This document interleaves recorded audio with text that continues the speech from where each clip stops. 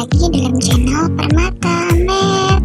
Kali ini kita akan membahas soal dimensi 3 dan statistika. Langsung saja yuk ke soalnya. Soal yang pertama, garis yang berpotongan dengan garis lilin adalah kata kunci di sini yaitu kata berpotongan. Berpotongan artinya dua buah garis pada satu bidang bertemu di satu titik. Ini berpotongan. Boleh juga seperti ini, dua buah garis bertemu di satu titik. Ini juga berpotongan. Nah, sekarang kita cari di sini garis yang berpotongan dengan garis BD. Jadi ini BD. Kita cari garis yang berada pada bidang ABCD. Nah, kalau kita lihat A, EF. EF di sini tidak berada satu bidang dengan BD, apalagi berpotongan ya. Jadi jelas bahwa A ini dinamakan bersilangan, AEB dan BD. Nah, di sini juga tidak berada satu bidang dan tidak bertemu di satu titik. Jadi dia bersilangan. C, BD dan HE. Nah, HE juga tidak berada di satu bidang dengan BD, sehingga ini juga dinamakan bersilangan. Oke, yang D, BD dan HF. Nah, ini juga tidak berada di satu bidang, tapi dia sejajar. Nah, sehingga AF juga bukan. Jadi sejajar ini ya, bertemu tapi tidak berpotongan. Itu yang namakan sejajar. Nah, sekarang yang E, BD dan AC. Nah, kalau kita lihat BD dan AC bertemu di satu bidang, yaitu bidang ABCD, dan berpotongan di satu titik, sehingga jawabannya yaitu E, berpotongan.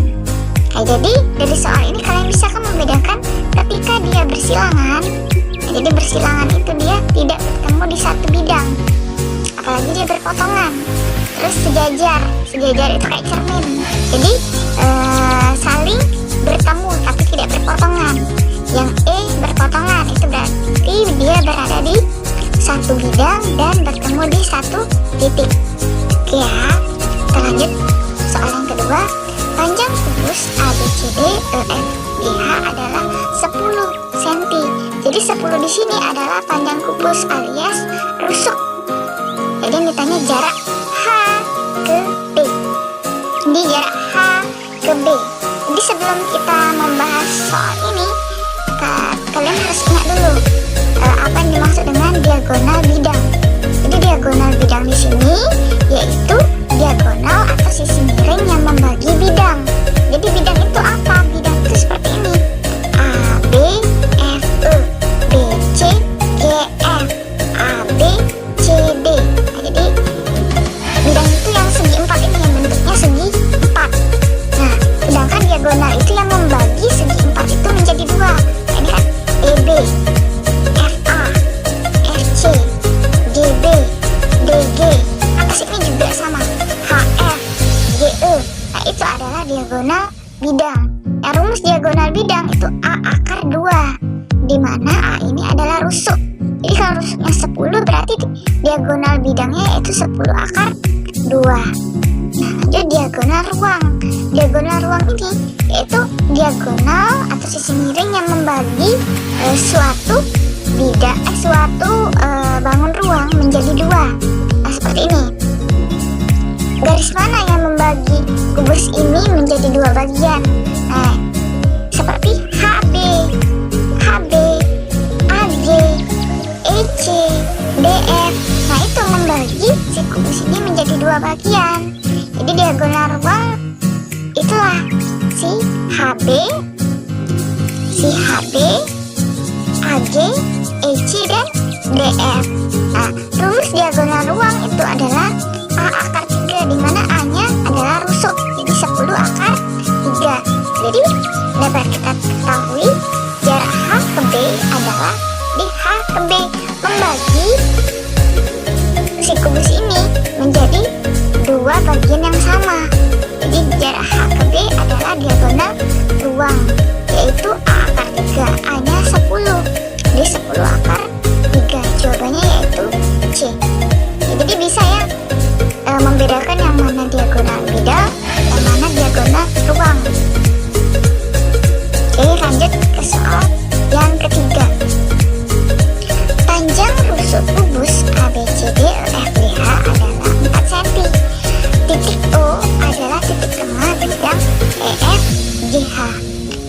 B ke O adalah, nah jadi rusuk-rusuknya tadi 4, titik O adalah titik tengah, nih E, F, G, H, jadi O nya di tengah-tengah bidang ini. Nah jarak B ke O, jadi B kita tarik ke O.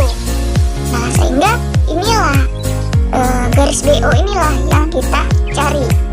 Nah untuk mencari BO ini kalian harus membuat menjadi segitiga siku-siku. Jadi BOE di sini kita jadiin segitiga siku-siku. Jadi BOF. Nah, jadi BOF ini kita keluarkan. Jadi ini ya gambarnya. Nah, kita cari sisi-sisinya. Di sini BF. BF adalah rusuk. Artinya BF-nya yaitu 4 cm. Nah, sekarang FO. FO. Nah, ini FO. FO adalah setengah dari HF. Nah, kalau kita ingat-ingat soal nomor 2 tadi, HF ini apa?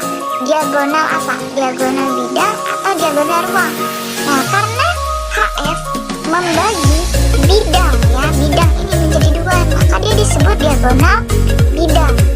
Jadi HF adalah rusuknya 4 dipakai akar 2, jadi 4 akar 2.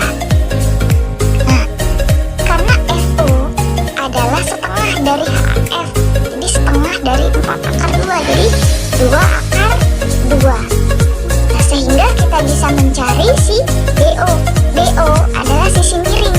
Ingat rumus Pythagoras, kalau sisi miring yaitu penjumlahan kuadrat kedua sisinya. Jadi BO kuadrat adalah BF kuadrat ditambah FO kuadrat. Tinggal kita masukkan BF-nya tadi 4, FO-nya setengahnya tadi 2 akar 2.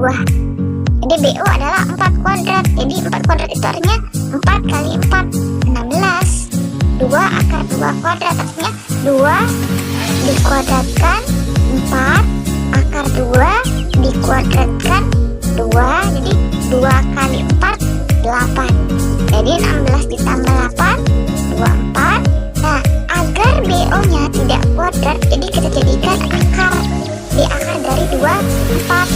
Nah, kalian cari dong nilai yang hasilnya 24. Berarti kan 4 kali 6. Akar dari 4 berapa? 2. Jadi 2-nya kita keluarkan. Akar dari 6 tidak ada. Jadi 6-nya tetap di dalam. Jadi hasil panjang dari BO adalah 2 akar 6. Itu jawabannya adalah C. Ya, jadi jangan dilupakan diagonal bidang, diagonal ruang, karena akan tetap kita gunakan untuk mencari garis-garis yang lainnya. Ya, lanjut kita ke soal nomor 4. Nilai rata-rata mata pelajaran matematika dari 10 orang adalah 5,5. Jika nilai Bambang dikeluarkan, rata-ratanya menjadi 5. Nilai Bambang adalah, jadi awalnya kan 10 orang siswanya, lalu Bambang keluar, artinya dari 10 berkuranglah 1, jadi ada 9, rata-ratanya menjadi 5. Maka nilai Bambang adalah, jadi kita cari dulu jumlah nilai ketika dia 10 siswa. Jadi 10 dikali rata-rata, di 10 kali 5,5 55. Terus jumlah nilai ketika dia 9 siswa, artinya 9 kali 5 45. Nah, nilai Bambang adalah nilai yang terbesar. Jadi yang terbesar 55 dikurang dengan nilai yang terkecil 45, artinya 10. Jadi jawaban nomor 4 yaitu A, 10. Oke, lanjut ke soal nomor 5. Jadi dari data ini dicari nilai kuartil atas adalah, jadi sebelum mencari nilai kuartil, jadi kalian harus lihat dulu datanya, harus tersusun dari yang terkecil sampai ke terbesar. Nah, pada soal nomor 5 ini datanya sudah tersusun, jadi tidak perlu kalian susun lagi. Selanjutnya kalian harus tahu apa itu kuartil atas. Jadi kita ingat-ingat lagi, kuartil bawah yaitu Q1, kuartil tengah Q2, kuartil atas adalah Q3. Nah, jadi yang ditanya di sini adalah kuartil atas atau Q3. Q3 adalah X3.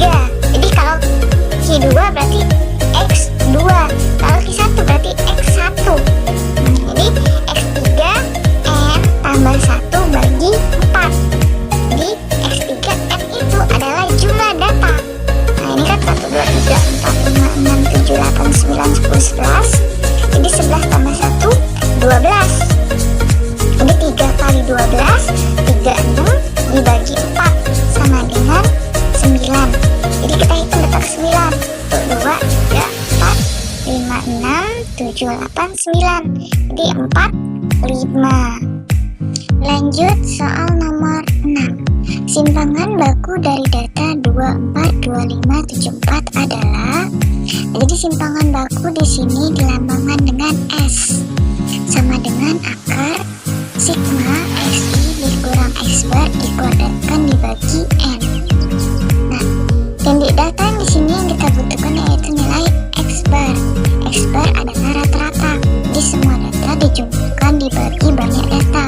Di 24 dibagi akar ada 6 data, jadi 24 dibagi 6 yaitu 4. Ada sini XI. XI itu yaitu nilai 2. Di 2 dikurang 4 itu dikuadratkan ditambah 4 dikurang 4 dikuadratkan tambah 2 kurang 4 dikuadratkan dan seterusnya sampai 4 kurang 4 dikuadratkan terus dibagi 6, ya kan? 2 dikurang 4 dikuadratkan kan min 2 dikuadratkan jadi 4. 4 kurang 4 0 dikuadratkan jadi 0 dan seterusnya ya. Kayak ini juga 7 dikurang 4 itu 3 dikuadratkan jadi 9. Lalu kita tambahkan di 4 tambah 4 8 tambah 9 9 tambah 9 18 dibagi 6 yaitu 3. Di S nya yaitu akar 3, jadi bukan 3 tapi akar 3. Ya, lanjut soal nomor 7. Min dari data berat badan berikut adalah, nah, jadi ada berat badan, ada frekuensi. Jadi hal yang kita cari dulu yaitu nilai tengah. Nilai tengahnya itu 30 ditambah dengan 34 dibagi 2. Jadi 64 dibagi 2 yaitu 32. Ini juga sama. Nah, karena di sini kita sudah tahu jadi langsung aja di 37 40 tambah 44 bagi 2 jadi 42 45 tambah 49 bagi 2 47. Nah, lalu FI kalian kaliin dengan FI jadi 6 kali 32 192 10 bagi 37 370 dan seterusnya, jadi totalnya yaitu 1175. Nah, kalian bagi dengan frekuensi yaitu 30. Jadi jawabannya B. Ini yang ke-8, simpangan rata-rata pada data berat badan. Nah, ini sama soalnya dengan nomor 7 tadi, sehingga simpangan rata-ratanya langsung saja bisa kita cari. Jadi rata-rata pada soal nomor 7 tadi 39,16. Jadi langsung aja XI dikurang X bar, jadi XI nya 32 dikurangi 39,16 jadi 7,16. Terus 37 dikurang 39,16 jadi 2,16 dan seterusnya. Lalu kalian kaliin FI kali XI dikurang X bar jadi 6 kali 7,16 4,29 10 kali 2,16 21,6. Lalu nanti di sini dijumlahkan jadi totalnya 129,32 dibagi FI nya 30 jadi 4,3 jadi jawabannya B. Ini nomor 9. Median pada data berikut adalah, jadi untuk mencari median kalian harus cari dulu si FK.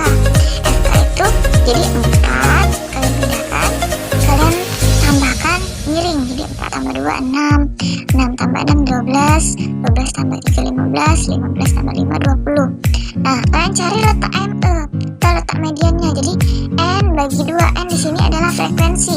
Karena frekuensinya itu ada 20, di 20 bagi 2 yaitu 10. Di FK-nya cari yang 10. Dan di sini tidak ada kan 10. Jadi kalian cari yang mendekati tapi tidak boleh kurang. Di letaknya berarti di sini. Di kelas 53 sampai 55. Nah, TB itu nilai yang di depan sini. Kalian kurangi 0,5 jadi 52,5. N bagi 2-nya 10. FKS frekuensi sebelum, jadi frekuensi kumulatifnya kan 12, yang sebelumnya berarti 6 bagi F mediannya itu 6. Jadi 10 kurang 6 bagi 6, 10 kurang 6 4 kali 3 12 bagi 6 12 bagi 6 2, jadi 52,5 tambah 2 itu 54,5. Jadi jawabannya itu C. Jadi soal terakhir nomor 10, modus pada data berikut. Nah, untuk mencari modus yang kita butuhkan cuma D1 sama D2. Jadi TB Jadi modus adalah nilai yang sering muncul kan. Dan di sini yang paling banyak atau sering muncul yaitu 6. Artinya datanya pada 53 sampai 55. Jadi TB-nya 53 dikurang 0,5 jadi 52,5. D1-nya, nah ini frekuensi sebelum dikurang frekuensi modus dikurang sebelum jadi 6 kurang 2 D4. Nah D1 tadi 4, D2-nya frekuensi modus dikurang setelah jadi 6 kurang 3 panjang kelas. Jadi ini punya kelas 53, 54, 55 kan, jadi ada 3 kan punya kelasnya. D4 kali 3 12, 4 tambah 3 7, jadi 12 bagi 7 1,7. D52,5 tambah 1,7 itu 54,2. Oke, sampai di sini saja pembahasan soal kita. Semoga kalian mengerti. Sampai jumpa di pertemuan selanjutnya.